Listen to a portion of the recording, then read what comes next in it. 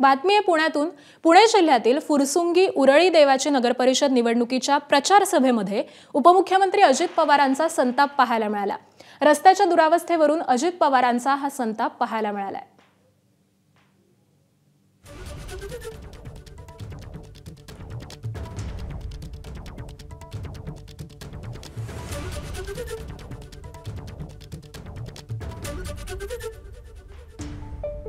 आता गेलो आपल्या श्री काळ भैरवनाथाच्या दर्शनाच्या करता।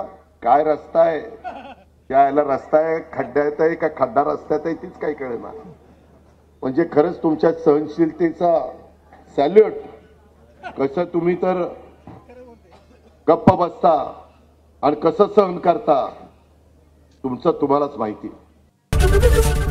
एबीपी माझा, उघडा डोळे बघा नीट।